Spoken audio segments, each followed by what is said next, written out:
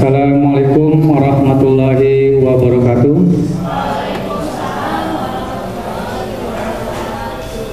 Yang terhormat Ibu Kepala SMK Negeri 15 Kota Bekasi, Ibu Dr. Anda Supriyatin. Terima kasih Pak Firman. Assalamualaikum warahmatullahi wabarakatuh.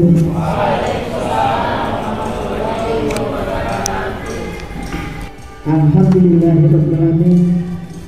Marilah kita sama-sama panjatkan puji syukur kita kepada Allah SWT untuk nikmat yang diberikan kepada kita hari ini sehingga kita bisa hadir pada kegiatan non fisik SMK Pusat Keunggulan tahun 2023. Yang terhormat Pak Nur Ghazali, Sarjana Teknik selaku narasumber kita yang sudah hadir. Terima kasih Pak untuk kehadirannya di SMK Negeri 15 Kota Bekasi. Setelah sekian banyak yang kita pelajari, apakah kita merasa ada perbedaan nggak, ada peningkatan nggak pada diri kita? Hari kemarin itu dengan hari ini berbeda nggak? Itu yang saya tanyakan. Ya, ini terutama yang sudah menjalaninya 3 tahun berturut-turut dan 2 tahun berturut-turut dan 1 tahun berturut-turut. 1 tahun. Nah ini ada perbedaan nggak? Yang apakah kita sudah melaksanakannya nggak di lapangan? Benar nggak Pak? Punya problem apa Anda di lapangan? Ya, kemudian kita diskusikan, kita cari solusinya. Kalau kita nggak bisa mencari di sini, kita insya Allah mencari di luar. Kita akan belajar lagi gitu loh. Apa yang harus kurangnya kita tuh apa gitu ya kan? Karena manusia itu apalagi guru belajarnya sepanjang hayat. Nggak belajarnya cuma hari ini doang. Artinya Anda setelah mencemplung atau memilih diri jadi guru itu siap untuk belajar apapun. Yang berikutnya sambutan dari Bapak Nur Ghazali SD, waktu tepat dipisahkan. Kita nanti hari ini stressingnya adalah pada bagaimana kita mengemas pembelajaran dalam kelas kita berbasis project. Yang intinya adalah kita akan mengkolaborasikan ya mapel-mapel yang kita sampaikan ke anak-anak kita dengan satu proyek sehingga nantinya yang kita harapkan adalah pembelajaran yang bermakna, pembelajaran yang bermutu bagi anak-anak kita. Ketika mengajarkan satu materi dalam kelas, tidak ada lagi siswa yang menanyakan ke gurunya, Bu, saya belajar tentang ini untuk apa? Kaitannya dengan jurusan saya ini di mana? Nah, itu harapannya seperti itu. Sehingga kita coba nanti kita sama-sama menggali. Kita berangkat dari CP kita, capaian pembelajaran kita, yang dimana CP ini yang bisa nyangkut ya, bahasa kita nyangkut, atau yang bisa kita kolaborasikan dengan proyek itu. Sehingga kita bisa merasakan di dalam proses pembelajaran dalam kelas, masing-masing guru itu akan bermakna bagi siswa.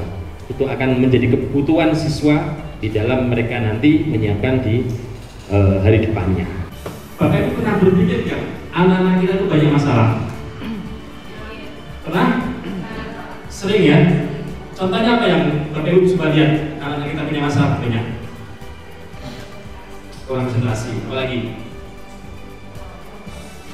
Datang telat, apalagi? Anak ini kelemahannya di situ.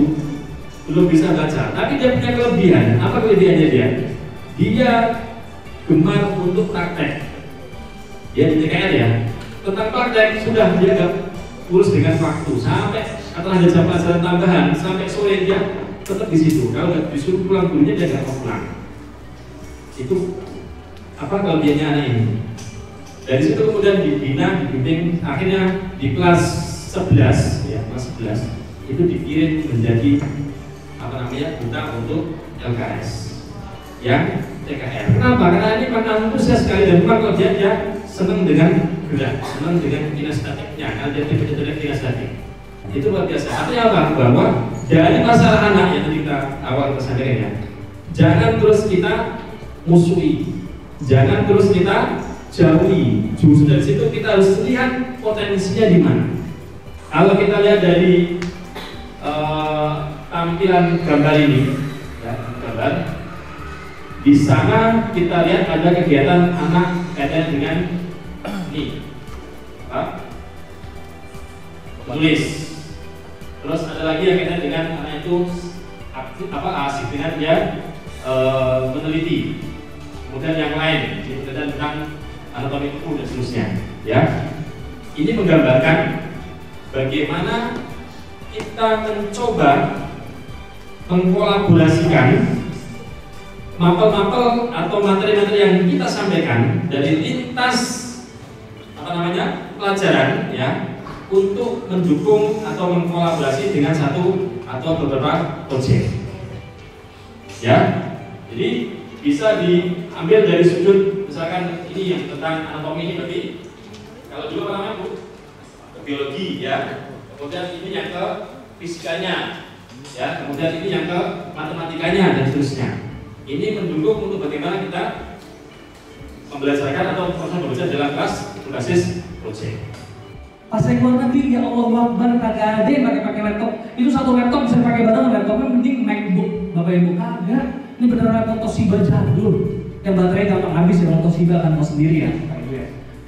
Hah, saya bilang nih gimana caranya? Iya, kita mau ujian nasional buat robot dari sini sistemnya.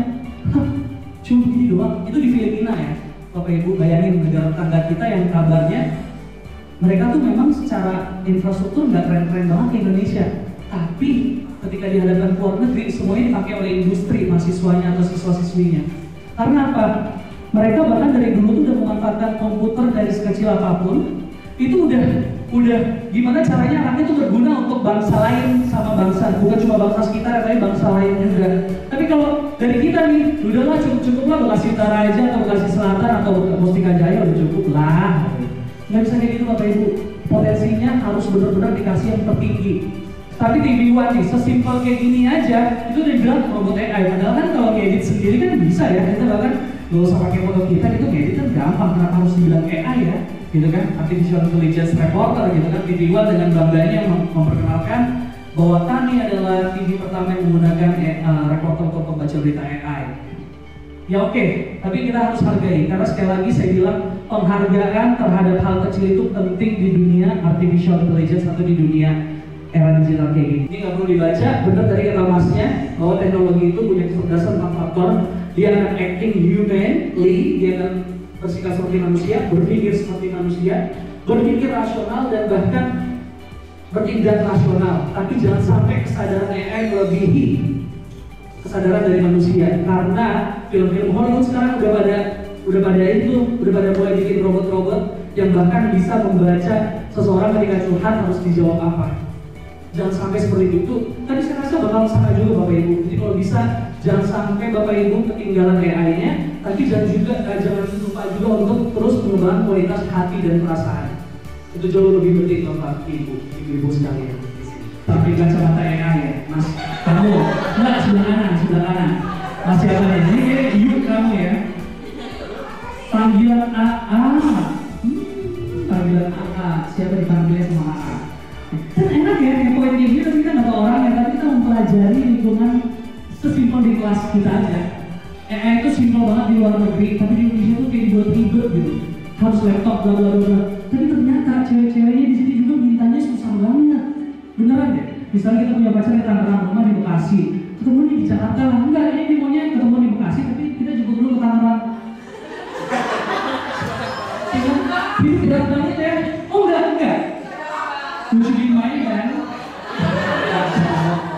Ini, kalau AI banget juga itu penting juga untuk dikejar Bapak Ibu supaya Indonesia nggak tertinggal banget. Saat ini posisi Indonesia ranking 70 dari 140 negara. Indonesia masih kalah di negara-negara ASEAN, padahal kekayaan kita tuh jago banget. Orang Indonesia tuh nggak ada yang sampai uang uangnya minus, dia mungkin utang baru minus ya, tapi uangnya nggak ada kecil-kecil banget, by the way. Bapak Ibu, itu akan digantikan, jadi yang perlu dipakai adalah perasaan Bapak Ibu ketika berhadapan dengan AI. Next, dunia itu beda ya zamannya. Ada era aktual, era dimana kita tuh semuanya manual, santai, nggak ribet, nggak perlu pakai komputer dan lain-lain. Terus pemakaian AI itu cuma 0% zaman dulu Bapak Ibu. Sekarang era serba digital, AI udah mulai 50% lah. Nanti yang berikutnya apa? Semua serba virtual. Virtual itu apa? Kita nggak perlu pergi ke satu tempat, tapi cuma pakai kacamata virtual, tau? Kita cuma di dalam rumah udah bisa bikin ruangan kelas setting, jadi udah gabungan antara aktual sama digital. Dan satu lagi Bapak Ibu, jangan cuma berasaskan pada AI-nya atau bertengger AI, tapi gunakan perasaan juga. Bapak Ibu percayalah bahwa Indonesia ini masih benar-benar kayaknya masih sampai 10 tahun 20 tahun ke depan deh. Karena ketika saya buat undang-undang atau regulasi di DPR RI bersama anggota DPR karena saya tim ahlinya, salah satu tim ahli, banyak undang-undang yang nggak bisa mengikuti teknologi. Kita wajib untuk undang-undang itu membawa nilai-nilai atau norma-norma yang ada di masyarakat Indonesia. Itu artinya Indonesia masih memang secara keseluruhan orang-orang Indonesia masih menggunakan perasaan. Jadi yang mengajar sama AI boleh, teknologi boleh, tapi jangan lupa perasaan. Jadi kalau kita selalu berpikir bahwa ini akan membawa dampak buruk, enggak juga. Ada juga banyak dampak baiknya. Tapi gimana itu kontrol diri kita untuk membuat itu menjadi banyak dampak baiknya daripada dampak buruknya. Saya yakin semua hal, nggak cuma cinta, nggak cuma AI, semua hal pasti ada dampak baik dan dampak buruknya. Tapi gimana cara kita membawa itu lebih dominan ke baiknya daripada buruknya, gitu Pak ya. Tapi jujur, di Indonesia saya paham banget ketika saya membuat regulasi tentang teknologi, Bapak Ibu, udah nggak ada yang rahasia lagi di dunia.